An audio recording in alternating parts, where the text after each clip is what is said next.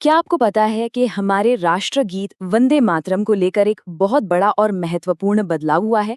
हाल ही में सरकार ने एक नया आदेश जारी किया है जिसने इसे गाने के नियम पूरी तरह बदल दिए हैं।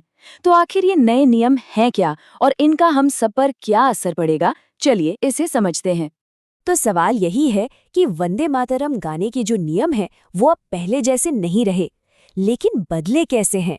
अगर आप भी इस बदलाव के बारे में नहीं जानते तो कोई बात नहीं, हम अगले कुछ ही मिनटों में इसकी हर डिटेल को समझेंगे।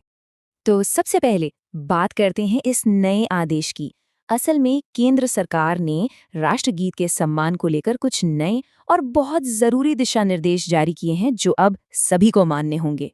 और यही है इस आदेश का सबसे बड़ा, सबसे अहम बदलाव।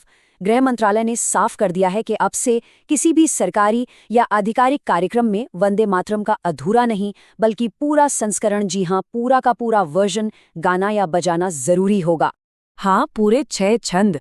अब आप सोचिए कि कितना बड़ा बदलाव है, क्योंकि अब तक हम सबने आम तौर पर इसके सिर्फ पहले 2 छंद ही सुने या गाए हैं, लेकिन अब पूरी रचना को उसका सम्मान दिया जाएगा। लेकिन यहाँ एक सवाल उठता है कि भाई 2 से सीधे 6 छंदों पर वापस जाने का ये फैसला इतना जरूरी क्यों है? असल में इसके पीछे एक बहुत ही दिलचस्प ऐतिहासिक कहानी है जिसे समझना जरूरी है। देखिए, अब तक हमारी आदत सिर्फ पहले 2 छंद सुनने की रही है ना? लेकिन ये जो नया आदेश है, ये हमें गीत की पूरी उसकी मूल भावना से जोड़ता है, जिसमें सभी 6 छंद शामिल हैं।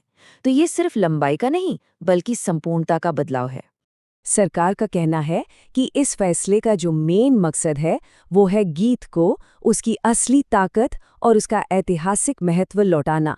मतलब वंदे मातरम को ठीक उसी रूप में सम्मान देना जैसा इसके रचयिता बंकिम चंद्र चट्टोपाध्याय ने असल में सोचा था। अगर इसका इतिहास देखें तो बंकिम चंद्र जी ने तो पूरा गीत लिखा था, लेकिन 1937 में कुछ वजहों से इसके 4 छंद चलन से बाहर हो गए और सिर्फ 2 छंद गाने की परंपरा शुरू हो गई। लेकिन अब 28 जनवरी 2026 के इस आदेश ने उस पुरानी परंपरा को बदलते हुए सभी 6 छंदों को फिर से बहाल कर दिया है।